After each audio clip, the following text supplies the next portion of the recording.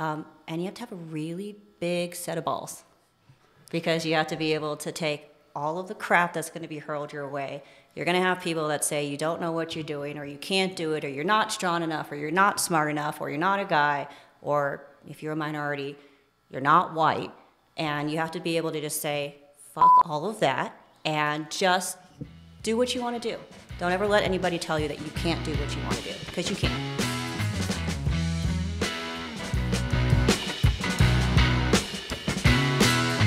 Welcome to Tap and Table, where we explore the Colorado Springs food and beverage industry through conversations with chefs, brewers, and notable community members who are all quintessential pieces of our local scene.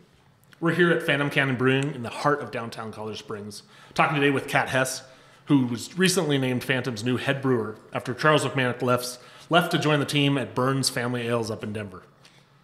Thanks. I'm Matthew Schniper. I didn't even introduce us. This is You're the Ryan 7th Hannigan. episode. We don't need to tell people who they are. No, They but it know who we helps. are. Maybe someone just joined us. You're Ryan Hannigan. I'm Matthew Schniper. This is Kat Hess. Hi. We all know who each other are now. Before we jump into things, we need to stop and take a little quick break for our sponsor messages. Downtown Colorado Springs, home of the largest concentration of independent restaurants in southern Colorado, is proud to sponsor Tap and Table and support the passionate individuals who make the food and beverage industry a cultural highlight in our lives. With more than 140 restaurants, cafes, bars, breweries, and coffee shops within its boundaries, downtown Colorado Springs has the perfect something to satisfy any craving. Find a complete list of where to dine and drink at downtowncs.com.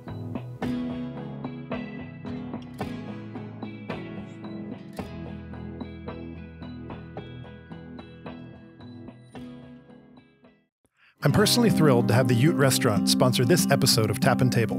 Why? Because I'm a member at City Rock Climbing Gym, where the Ute is located. I love that the Ute has healthy house-made items like salads, wraps, and two of my personal favorites, the Thai peanut Buddha bowl and a turmeric quinoa black bean bowl.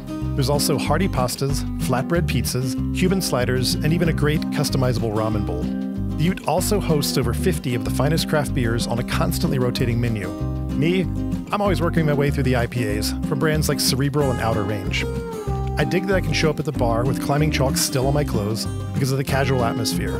It's a comfortable space, rich with character, even kid-friendly, and you don't have to climb to enjoy the eatery. Check out the Ute Restaurant inside City Rock at 21 North Nevada Avenue next time you're downtown. They're open from 4 to 10 p.m., Mondays through Fridays. Plus, you just might see me there.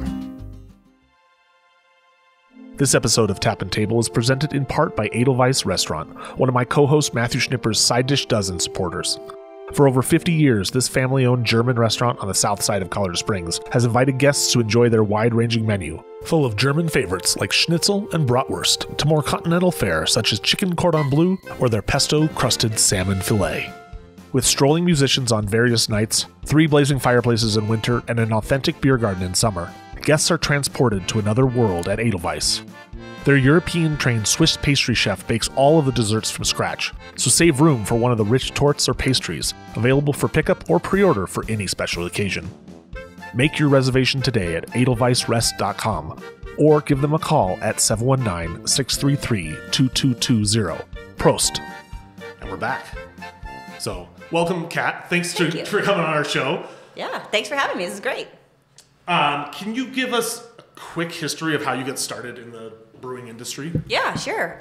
So honestly, started back in like the mid-2000s. Would go to visit my parents at their house, and they got a homebrew kit. I'm like, hey, this is really cool. This is fun. Let's try this out. We lived in Boston at the time, and trying to homebrew in Boston, basically impossible. So that was like the only time that we got to brew. And then when I moved into my condo with my husband, we were right around the corner from an amazing beer bar that had 113 beers on tap and like 400 in bottles from all over the world. So it was quite the beer education. It was amazing. So when we decided to move out to Colorado, I thought, you know what? It'd be really fun to try doing this whole beer thing. Don't know anything about it, but I like to drink it, so sure, why not? Let's give it a whirl. So I started at Pikes Peak in March of 2019. Found out that there was a job in the back, and I was like, hey, Chris, you should hire me. I've been drinking at your bar for a year. I'm a member. I love your beer. Let's do this. And he's just like, do you want to clean kegs part-time? I was like, yeah, sure, why not? And then just kept pestering him and everybody that worked there, like, teach me more, show me more, and here I am a couple years later, head brewer. Nice. That's awesome. Another important question, what are we drinking? It's delicious. What did you bring us today? Thank you. So Ryan is drinking our German Pilsner, very traditional, use Bark Vienna, little 3470. Trying to think of what hops we put in this one. I want to say we used Saffir hops for this. This was one of Charles's last brews, actually, but it came out fantastic. And then the pink beer that we're drinking is the Beet Saison. It's a French Saison, because that's my favorite style of Saison. We did this for Collab Fest with Evergreen Brewing Company. My friend Cameron and I worked together at Pikes Peak ages ago, so when I got the position here, I was like, well, it's the first person I want to reach out to for collabing, and he loves beets. I said I want a pink beer, he said beets, so we threw 25 pounds of beets in there, and then about 3 liters, just about 3 liters of beet juice. Cool. Now, these are your first beers on tap since you just got here in January, is that right? So for the public, these will be some of the first beers they're drinking of your style, your flavor? Yeah, I have about, I think like 4 or 5 beers of my own on tap right now, and we've got a couple more coming down the pipeline. Cool. What else, now, I also tried a couple sips. Why don't you tell me about 1 or 2 more beers that are on right now that are yours? Sure. So the other beer that we did for Collab Fest was our London Fog inspired English Mild. So pretty standard, easy English Mild base. Threw a little bit of lactose in there to get that body up, that sweetness, and then we did about 2 pounds, which translated into 10 gallons worth of Earl Grey tea. Okay. And then we also have a Malone's Irish Stout. Malone is my maiden name. I am half Irish. I know I don't look it, but I am half Irish, so I was like, yep, gotta do a namesake beer. So really easy, 4%. I know, kind of roasty, dark, nothing fancy, but really happy with how it turned out. Just a good, simple Irish stout. Absolutely. So I like beer flavored beer, so. It's always a good thing. before this episode, I was doing a little bit of prep, and I looked back at an article I wrote apparently in 2007 here at Phantom, and there was a female head brewer here at that time, Okay. Michelle Lowney. So I realized you are the second female head brewer to my knowledge here at Phantom. And we're also sitting here at the oldest continuous brewery in the Springs to our knowledge. So we just did a Bristol episode a few episodes back. It was their 30th, I believe. You were ahead of them by like 5 or 6 months or something. So Well, that sounds about right. yeah, so Phantom's Legacy is just ahead of that. But back to that article I wrote, it was at that time when I interviewed folks in the beer world, 1 or 2% of head brewers in the whole country were women. I think that's probably gone up now, which is a good sign. But I think it's still rare to have female head brewers. It's underrepresented in the industry. So Sure. just wanted to ask, what's it like being a woman head brewer? How has that been for you? Any barriers to entry, any BS behavior by men and so forth? But tell us about that. Spill the beans. Oh, yeah. I mean, I feel like a lot of what I've experienced as far as people not being cool with their being a women brewer are people, honestly, on the other side of the bar. So, Interesting. yeah, having people be like, oh, wait, like a woman made this beer, or I didn't know that women knew anything about beer. Things like that. You just kind of get used to hearing it. You shouldn't be, but it happens. I feel like, at least in the Springs, I've been pretty lucky that everybody that I've worked with has been really amazing. Didn't care what my gender was. They were just like, can you do the job? Do you want to learn? Are you passionate? That's great. So I feel, on that regard, really, really lucky. I have several friends that have definitely not had that experience, and I think that's just really sad. I think the industry has gotten better as a whole, but we could be better. I mean, in the Springs, we have 38 breweries or something like that. I don't know. I lose track, but there's maybe 10 female brewers, and even fewer than that are head brewers. And I think that's kind of sad to be able to say that we have a pretty decent amount of breweries for the amount of people that live in the Springs, and we're still underrepresented. And that's just women. That's not even talking about minorities. And there's even less when you want to drill down into how many minorities are there. Minorities of all genders. Right. So. Yeah. Well, it's interesting because women, historically were the ones brewing Yeah. for, years and years and years. And it's now you have that sort of stigma from the public, and it's sort of shitty. Yeah, it definitely is.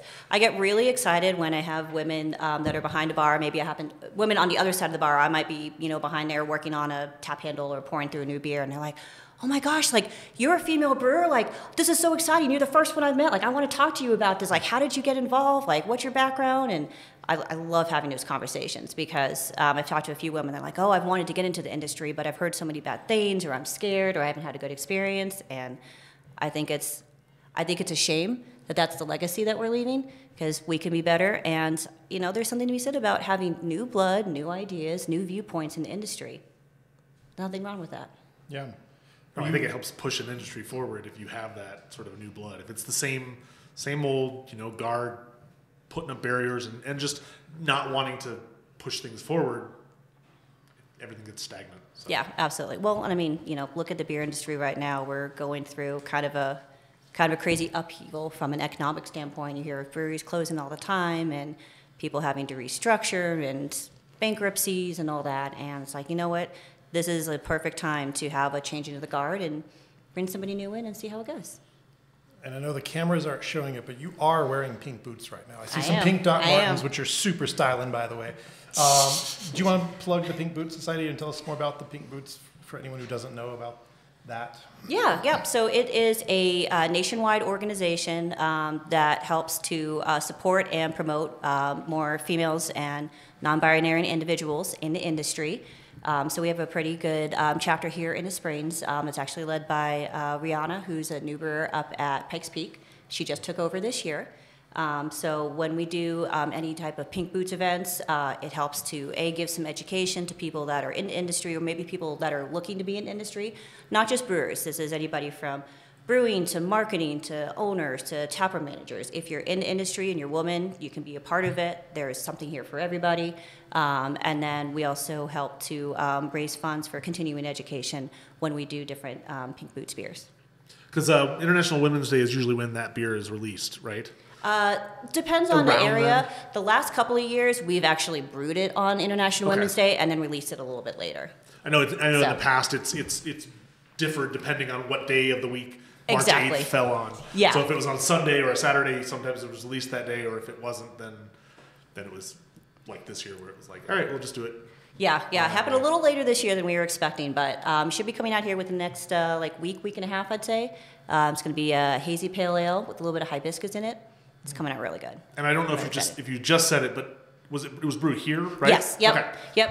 We hosted the ladies here on the 27th, I want to say. So, like just last week. Just a couple days ago. Yeah. I knew I saw pictures from it. So Yeah. I think it's a great opportunity to both raise funds, but also to raise some awareness. Yeah, no, it was really fun. Like when I was talking about it with all the staff out here, just say, hey, you're gonna have some ladies coming through, just so you know, this is what's going on. People are like, oh, that's so excited. I love that we're doing this. This is awesome. Like, can we join? Tell us more about it. So it's definitely a great event to raise awareness and also, some more education.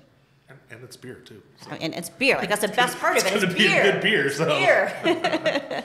Yeah. So last year, you've talked a little bit about your history with beer and basically begging Chris Wright up at Pikes Peak for a job. But last year, you graduated from Siebel.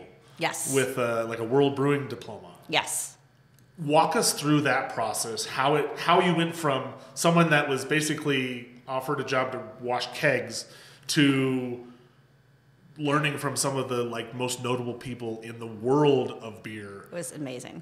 And so, just walk us through both what that was, how that went, and then also how you got that opportunity. Sure.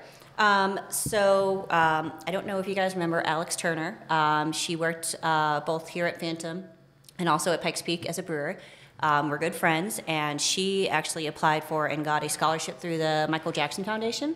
So they provide scholarships to people that are Black, Indigenous, or minorities in the industry, mostly for brewing, but they are opening up that now to, I want to say, distilling scholarships, which I think is really cool. Yeah, super cool. So she told me about the scholarship and that opportunity and said, hey, you should apply for it. Let's see what happens. The worst they can say is no. And I was like, yep, no problem. So I applied for it. And then a couple months later, I was like, I don't know, maybe I didn't get it. Haven't heard anything. And opened my email and they're like, congratulations. Where would you like to go to school? And I was like, oh, I didn't think this is a thing. This is so exciting. So And I was like, okay, now I have to really figure out where I wanted to go. And I originally wanted to go to UC Davis, but they require a lot of chemistry classes. And my degree is in business. I was like, I don't want to take extra chemistry classes just to go to beer school. So a lot of friends talked to me about Siebel. I actually had a few people that went through this same World Brewing Academy program. So I'm like, all right, it gives me the opportunity to go out of the country for a few weeks. Let's do it. So I left Pikes Peak like middle of September and started school, like I think it was like that last Monday of September. Wow. And was in Chicago for 6 weeks. And we went through everything from growing the grain in the field all the way up to brewery maintenance, to all the science in between, everything that's happening, yeast metabolism, like pH, cleaning, bottle filling, like everything. Got to go to Reese. That was really cool to see like a malting plant in action. Visited a bunch of big breweries in Chicago, and then we spent 6 weeks in Germany, 10 days of which involved us going around Germany, Czechia, and Austria, and visiting 2 breweries a day for 10 days. It was a lot. My liver was so happy to be home. But yeah, no, it was amazing. I had such a great time. I learned so much. I just felt like I was a sponge, just absorbing everything. And it was a small class, about 17 of us, from all over the country. There were actually only 3 Americans in the class. We had other classmates from, Mexico, Guatemala, Brazil, Argentina. We all still stay in touch. It's really great to have that network now of people, not just in the American industry, but elsewhere, to be like, hey, what do you guys see here? What do you do here? Like, what is your experience with this? Have you tried this technique? Being able to have those people to go to ask questions about has been awesome. Do you feel like you're today already a different brewer than you were? Oh, 100%. 6 months. Like, can you give me examples as to like, how have you applied that? What does that look like here at Phantom for you now? And it could be minutia too. I mean, maybe things that aren't customer facing, but it's just systems down here and other places of the building, maybe. But not that I've had any fermentation issues here, but like having a much better understanding of what's happening, so that if something like that comes up here, I can catch it a little bit more quickly and kind of just figure out like, is it something that we did? Is it something going on with the beer? Like, is there something we can do to fix it? Just general, like, process development. I really love figuring out how to be more efficient in doing things. And, like, that having that background from school was really, really helpful for that. I love that type of stuff. And just, I'm a chemistry geek. It's not my degree, but I love it. That's actually kind of one of the reasons that I wanted to get into beer. And so being able to understand more of the chemistry behind beer, not just in fermentation, but also in mashing, and also like when you're doing cellaring stuff and when you're cleaning, like what's happening, making sure that you're doing things the right way and knowing how to fix something when it goes wrong is great. And just being ready on your feet for that to happen, instead of having to, sit there and Google, all right, what do I do when this is tasting like this or looking like this? Right. I mean, that happens sometimes, don't get me wrong, but I feel like I have to do that a lot less, which is great. So that's a good thing. Yeah, and I like that now I get to be able to help other people. Be like, oh, hey, we know you went to school for this. Like, what about this? What about that? So being able to troubleshoot with other people makes me feel really good. So are you happy then that you didn't go to UC Davis? I think I would still be there because it was like an 18-month program. Oh, well, that's a long one. It was a really, really long one. So I'm glad that it was 12 weeks. It was just enough time. It was weird being away for that long because I came back like December like 18th. So I came home and it was like Christmas already. So I can't imagine having been gone for 18 months. Well, and going through that intensive of a program too. So you're like getting bombarded with information. Yeah. This was the right amount. That's great. And then you got this gig pretty much right after that, right? So I've been friends with Charles for a couple of years. He was the previous head brewer here. And as soon as I got back to the States, he's like, hey, I don't know if you've heard, but I'm leaving Phantom. I really think that you'd be a great fit. Apply, see what happens. I was like, okay, yeah, sure, why not? And went through the interview process, and they called me like, hey, so do you want to work here? And I was like, I was up against some stiff competition, and I was like, wow, like, chose me? Really? Yes. So here I am. Been here since like mid to late January, late January. Was that interview here at Phantom or like up in Denver at Wynkoop? Here at Phantom. Okay. Yeah. So I live in Parker, so it's kind of a long drive. And of course, the day that I came to interview was a snowstorm.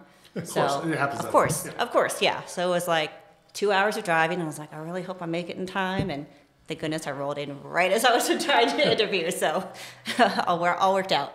I feel like I'm right where I need to be. That's good. Yeah, I remember when Charles texted me and told me he was leaving.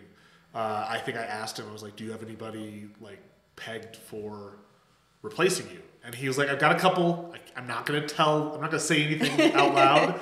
And then after you got the job, he was like, that's who I wasn't going to tell you about, because I'd already like put in a reference saying, you need to hire this woman. She's amazing. And he was just like, that it was in their hands, hoping that they would actually make a good decision, which seems like they have. I hope so. I feel like it's all working out. So thanks, Charles. What do you want to do here at Phantom? What do you want your legacy? Okay, let me clarify that. I say the word legacy. Again, oldest continuous brewery in the Springs, a lot of great brewers before you. Now is your time. You're here. What kind of signature or thumbprint do you want to put on this place? What's your style? What do you want to do? I like being experimental. I like maybe bringing some beers here that people haven't really seen before, or maybe Phantom isn't known for. I love fruit beers, not crazy sugary fruit bomb fruit beers, but flavored beer that has some fruit in it. I love saisons. I feel like that's a style that you don't see a lot, so hoping to bring a little bit more of that here. I wouldn't say that that's necessarily experimental, but different than what Phantom has seen before. I also really, really fell in love with Helles when I was over in Germany, so that's actually going to be my brew next week. Going to try to get that dialed in, so I would love to have a Helles on tap year-round. That's a great beer. Helles, Kolsch's, and Pilsners are like my three, like, to die for beers. So they're hard, but if you can make a good one. Yeah, that's the goal. We'll see. It might take a couple of tries, but yeah, I wanna mix having some of those classic styles and doing them well with having some maybe more experimental styles or experimental flavors coming down the pipeline. I also love collabs, love collabs. So hoping to do more with some of the breweries around the state, not just here in town. Yeah. So last time I was here talking to Charles when he was here, we were talking about that mix of the flagships and the must brews, because they're the classics at Phantom that everyone needs to see, plus the additionals that could be the playground. So remind our listeners, how many beers are total on at Phantom at a given time? How many of those have to brew at flagships, and how many are your playground where you can do those fun projects? So we have 18 taps right now. One of them is always a cider that we get locally. And then I would say I have 7 right now, but I think we're going to make one of those a seasonal. So let's go with 6 flagships that we'll always have. And then the rest are going to be just funsies. That's cool. That's a lot of taps to fill with fun things. Yes, it is. I'm very excited. Do you have a rollout where on any given week there's always 1 or 2 new coming on in terms of your systems? So for fans or people who are coming by often, there's always something new, or are there times to come in where like, hey, always catch us on a Friday because that's when we do our big releases, or help our listeners again, like get to your beer?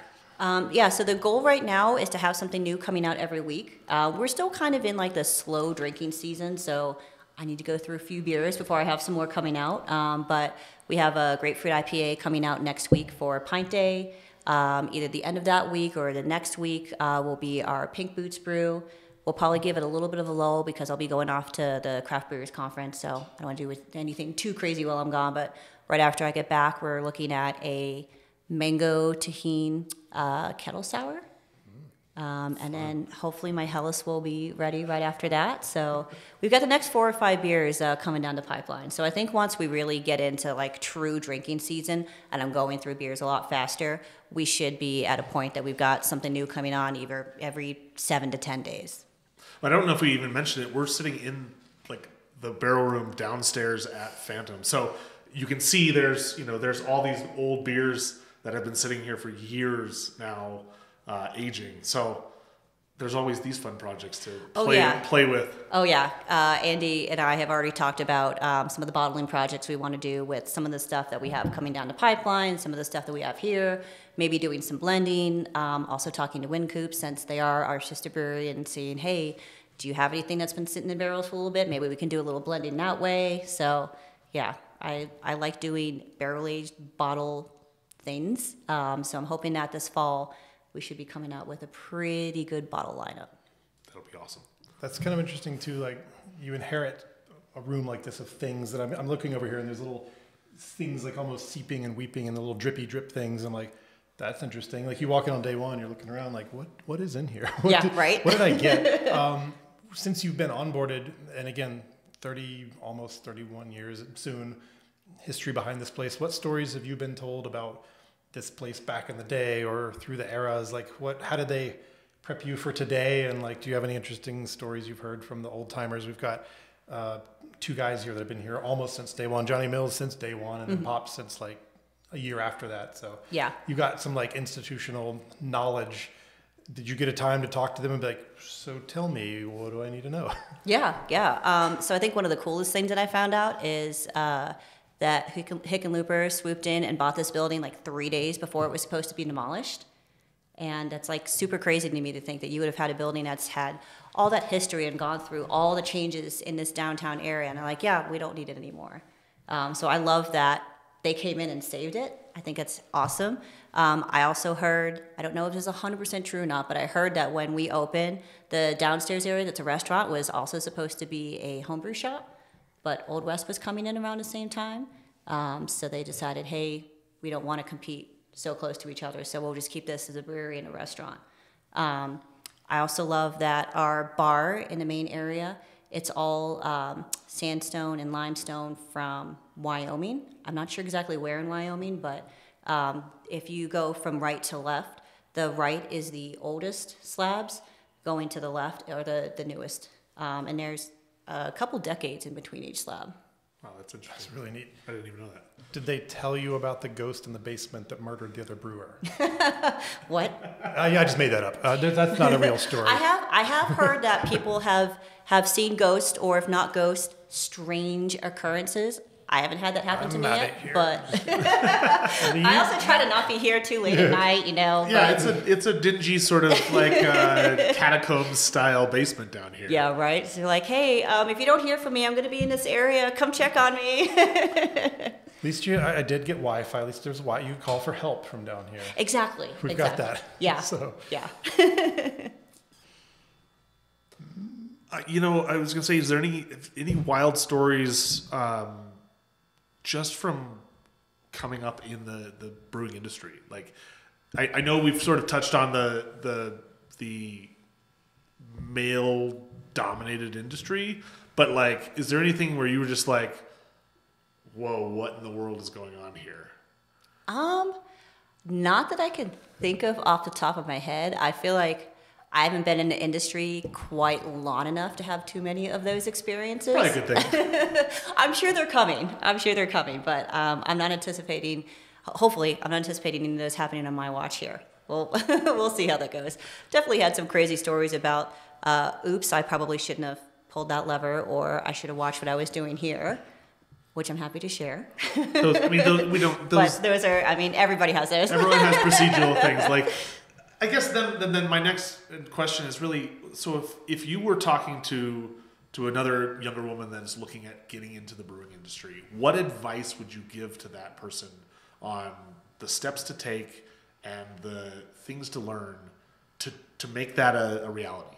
I am a huge proponent of education. Everybody that has ever worked with me knows that I hammer that, and that can be anything from reading a brewing book to getting your BJCP certification, or at least like reading through descriptions, going out and trying different beers, especially beers that you don't like and beers you're like, oh, I would never drink this. You should learn about it, and you should at least have some knowledge about what it is that you're drinking, a little bit of history of the style.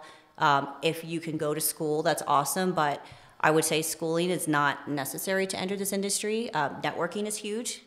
Start learning who you want to work for and start being friends with them. That's really, really helpful. And you have to have a really big set of balls, because you have to be able to take all of the crap that's going to be hurled your way. You're going to have people that say you don't know what you're doing, or you can't do it, or you're not strong enough, or you're not smart enough, or you're not a guy, or if you're a minority, you're not white. And you have to be able to just say, fuck all of that, and just do what you want to do.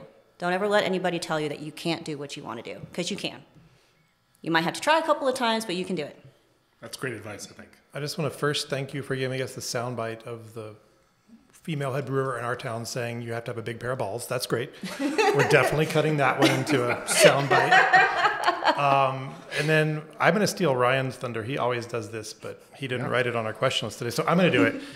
Two-part question. What is your earliest beer memory of starting to like appreciate this craft you're in? And then what's your desert island beer? You just got to tell us. Ooh, okay. So earliest beer memory. Drinking Boston Lager with my dad while watching Patriots games. Go Pats. How old were you? Don't get your dad in trouble, but you know, like what age did you get that first sip of beer that got you, know, enlightened? Young. Yeah. I mean, I remember like sipping on my dad's beer. I was really young, but yeah. We spent a lot of time in Europe growing up with my dad's job, so there were plenty of times that we drank over in Europe that I was legal there, not legal here. But I always blame my dad for having me try that as to why I like hoppy beer so much, because Boston Lager's a pretty hoppy beer. Well, at least it used to be. I haven't actually tried it since they changed the recipe. Desert Island beer, ooh, that's really hard. Don't worry, we struggled with this one too. This is a difficult. Gosh, probably Augustiner Pils. Oh yeah. Tell us more. Tell me about that. Oh, it's good, it's crisp, it's the right amount of hoppy without actually being, you know, like an IPA. It's clean. I'd like a little bit of that sulfur in there from that yeast strain that they use. It just kind of works with all of the hops and the malt that they have going on. It just, whenever you drink it, wherever you are, like it's always the perfect beer for the time. So. Tell someone who's never had it, where do you get it, or where's that from? Give me some localizing things for that beer. Oh, I think you'd have to go to probably like Coltrane, or I mean Coltrane, Cheers, maybe Newton if you're up north, Bubbles if you're up in Castle Rock. It's going to be crowded by a lot of the local and regional breweries because it's. Yeah, it's a German beer. It's from Augustiner, which is in Munich. So. Yeah. Maybe Edelweiss. I'll have to ask Dieter if it's down there. He probably has that's a good point. Yeah, it might be down there. If you're looking for the more local version of that, Westbound and Downs Pils, delightful. Oh my gosh, so good. And you can get that pretty much anywhere. Well, and I think that Kyle uses like a version of the Augustiner's yeast strain, I think, in their West Side Pils. I think.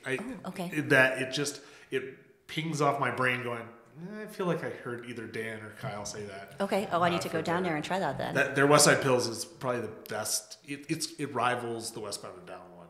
Oh, okay. Well, then I definitely need to get there. In terms of Pilsner. Okay. Hell yeah.